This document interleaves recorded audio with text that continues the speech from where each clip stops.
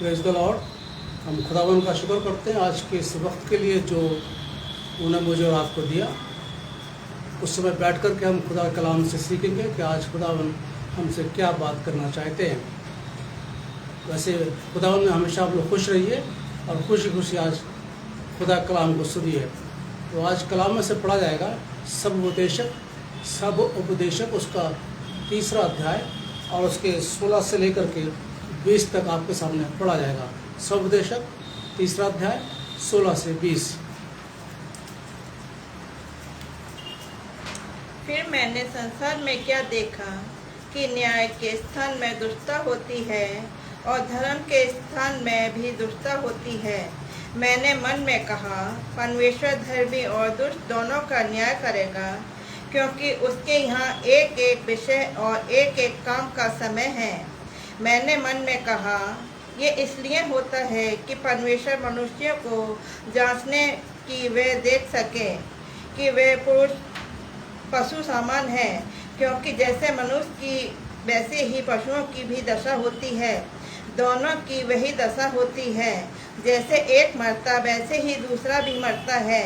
सबों की सांस एक सी है और मनुष्य पशु से कुछ बढ़कर नहीं। सब कुछ व्यर्थ ही है, सब एक स्थान में जाते हैं, सब मिट्टी से बने हैं और सब मिट्टी में फिर मिल जाते हैं। वचन के पढ़े और सुने जाने पर आशीष हो। आमीन। खुदा उनका शुक्र करते हैं। अभी कलाम के बाद हम लोग जैसे ख़ास दुआ करते हैं, तो आज जो लोग जो जवान बच्चे हमारे सेवकाई में जाना चाहते हैं, अपनी तैयारी कर रहे हैं सेवकाई में जाने के लिए, यीशु की सेवा करने के लिए, सुसमाचार प्रचार करने के लिए वो तैयारी कर रहे हैं और वो सेमिनरी में या ट्रेनिंग में जाना चाह रहे हैं, उनके लिए हम दुआ करेंगे कि खुदा उनको बहुत बरकत दे, उनको आगे बढ़ाए ताकि वो सेवकाई में जा सके कलाम के बाद। तो आइए कलाम की तरफ ध्यान देंगे। दुनिया में अन्याय। सुलेमान ने बड़ी अच्छी तरीके से सब उपदेशक के अंदर बहुत सी बातें ऐसे जो कभी कभी हमको ऐसा लगता है कि नहीं ये तो गलत है, ऐसा नहीं होना चाहिए, पर उसने अपनी बुद्धि के साथ, अपनी समझ के साथ बहुत कुछ उसने बताया है सब उपदेशक में। तो आज भी वो यही बता रहा है। अभी जो पढ़ा गया आपके सामने सब उपदेशक 3 16 से 20, उसमें वो ये बताता था कि उसने दुनिया में क्या देखा कि धर्म की जगह दुष्टता है और अन्याय की जगह भी दुष्टता है। यानी धर्म और अन्याय, न्याय और धर्म। अन्याय की जगह न्याय की जगह अन्याय होता है और धर्म की जगह आधुनिकता होती है। यानी कि न्याय होना चाहिए तो न्याय नहीं होता है, बल्कि वहाँ दुष्टता होती है। धर्म होना चाहिए तो वहाँ धर्म नहीं होता, वहाँ भी दुष्टता होती है। सुलेमान ने सोच रहा इस चीज़ के लिए, और फिर उसने सोचा कि शायद हो सकता है खुदा ने मनुष्य को जांचने के लिए वाली बात रखी हो कि मनुष्य, इंसान और पशु दोनों एक समान। आगे लिखा हुआ सुलेमान ने एकदम इस बात को किया कि इंसान और पशु, इन दोनों की जो स्थिति है, जो हालात है, दोनों के जैसे। कैसे? देखिए, इंसान ही मरता है और पशु ही मरता है, और पशु भी मिट्टी का बना होता है, मिट्टी में मिल जाता है, और इंसान ही मिट्टी का बना होता है, मिट्टी में मिल जाता है। ऐसा नहीं कि दोनों के अंदर कोई फ़र्क हो, दोनों के अंदर कोई भी फ़र्क नहीं है। वो एक ही जैसे है, दोनों का एक ही जैसा मरना है और एक ही जैसे मिट्टी में उनको मिल जाना है। तो न्याय की जगह दुष्टता हो रही है और धर्म की जगह भी दुष्टता हो रही है। तो अब इंसान और पशु में कोई फ़र्क नहीं सुलेमान यहाँ पर बता रहा है। आगे जरा 4 अध्याय में हम आ जाते हैं, तो वहाँ पर क्या लिखा हुआ जरा पढ़िएगा पहला पद। तब मैंने वे सब अंधेर देखा जो संसार में होता है। सुलेमान ने फिर से वो अंधेर देखा जो संसार में होता है। क्या होता है अंधेर? और क्या देखा? और उसने क्या देखा कि अंधेर सहने वालों के आंसू बह रहे हैं।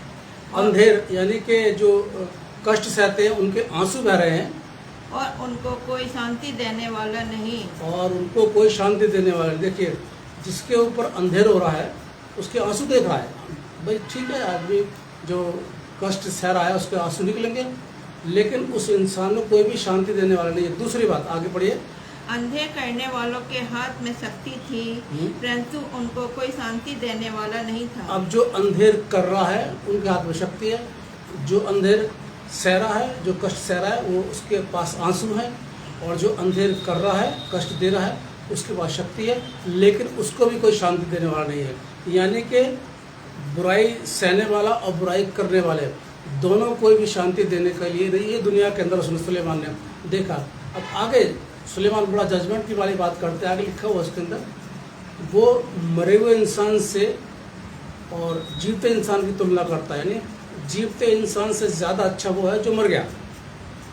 जो मर गया वो ज़्यादा अच्छा है। आगे लिखा हुआ है इसके अंदर, सुलेमान ने कहता कि जो इंसान जिंदा है और जो मर गया, तो जिंदे इंसान से अच्छा वो है जो मर गया। ये लिखा है बाइबल के अंदर, पढ़ लेना आप 4थे अध्याय में। वो अच्छा है जो मर गया, और उसके अलावा और भी बहुत सा अच्छा वो व्यक्ति है जो इस दुनिया में भी आया ही नहीं है। देखिए, तीनों चीज़ें इसमें क्लियर करिए। एक तो वो जीवित जो इंसान है, वो जीवित इंसान, दुनिया इंसान से अच्छा वो है जो इंसान मर गया, और उससे दोनों से और ही बढ़िया वो इंसान है जो इस दुनिया के अंदर आए नहीं। क्यों? क्योंकि वो उसमें कोई दुख नहीं देखे। भाई जीता इंसान तो दुख देखता है, कष्ट देखता है, दूसरों को भी कष्ट देखता है। भाई आंसू बहा रहा है, इसको ये बड़ा तकलीफ में है, ये देखता है इंसान। अब जब मर जाएगा तो क्या देखे? कुछ भी नहीं देखेगा। और जो इंसान आए नहीं दुनिया के अंदर, तो वो तो और भी अच्छा है, क्योंकि वो तो कुछ देख ही नहीं रहा है। तो सुलेमान ने यहाँ पर अपने बात बहुत अच्छी तरह बोली है। अब जो हम लोग जीवित हैं वो क्या करें? मैंने बताया कि न्याय की जगह दुष्टता हो रही है, धर्म की जगह भी दुष्टता हो रही है। इंसान और पशु दोनों बराबर है, क्योंकि इंसान ही मरता है, पशु ही मरता है, और दोनों मिट्टी में मिल जाते हैं। और उसके बाद में जो अंधेर सह रहा है उसके पास आंसू है, लेकिन उसके बेचारे कोई शांति देने वाला नहीं है। और जो अंधेर कर रहा है उसके पास शक्ति है, लेकिन उसको भी कोई शांति देने वाला नहीं है। और जो इंसान मर गया है वो जीवते इंसान से बहुत अच्छा है, और जो इस दुनिया के अंदर आया नहीं वो और भी अच्छा है। अब जो मैं और आप जीवित है वो क्या करें? जरा पद 22 पढ़िए, इसी का 3 का 22।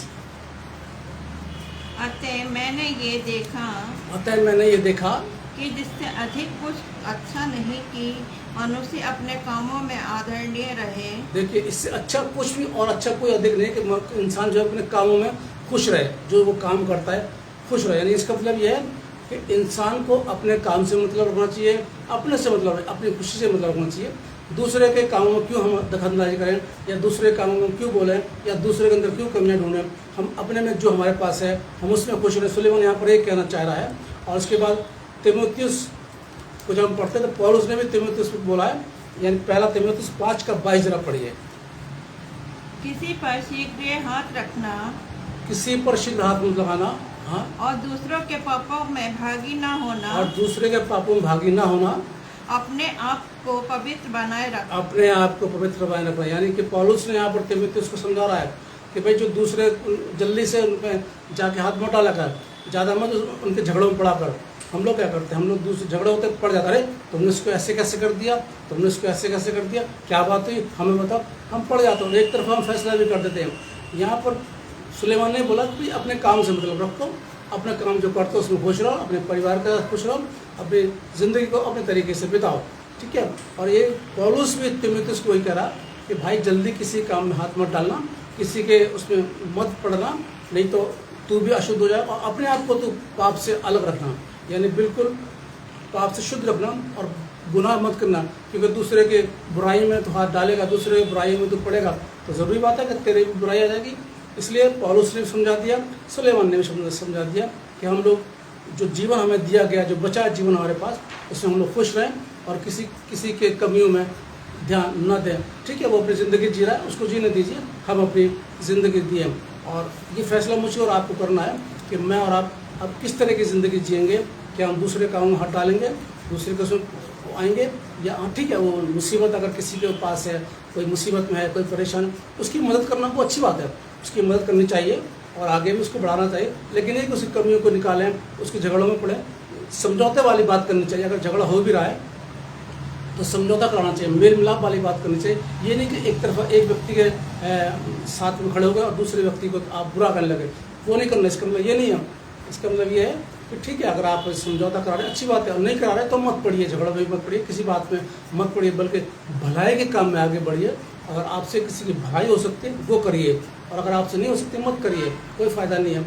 जो जीवन आपको मिला है इस समय, उसमें हम और आप खुश रहें और हम किसी के भी काम में दखलंदाजी ना दें, अपने आप को जांचें, अपने आप को देखें। यही हमारा मसीह जीवन है जो अब तक हम जिंदा हैं। खुदा हम सबको बहुत बड़ी बरकत दे।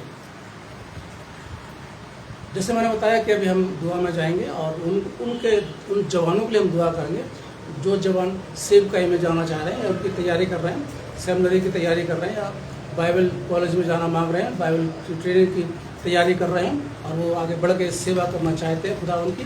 तो उन जवानों के लिए हम आज दुआ करेंगे ताकि उनको बहुत बरकत मिले और मिसेस सेन हमारे दुआ में अगुवाई करेंगे।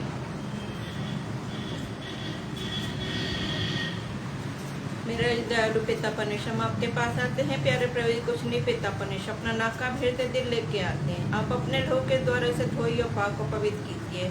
आप महान है, महान आपका प्यार है, आप अल्फा है, मेगा है, पहला है, अंत है।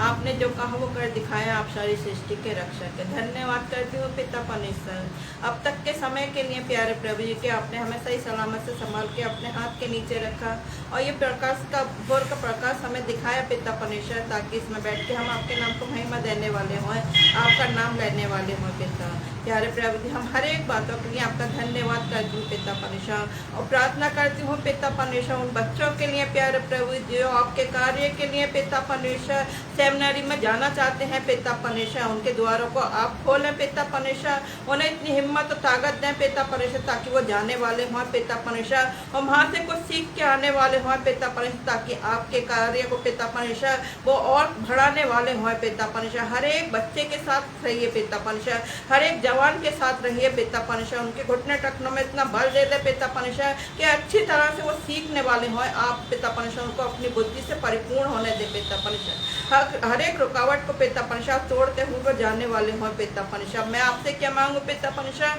अब मांगने से बेहतर आप जानते हैं। मेरी छोटी सी विनती को सुने और कबूल करें, आपके पवित्र और मीठे नाम में होके मांगती हूँ, आमीन। खुदा हमेशा खुश रहें और जो कुछ आज हमने सीखा है वचन से उसको अपने जीवन में लागू करें और भी खुदा ने अगर ज़िंदगी दी तो हम अगले बार फिर मिलेंगे।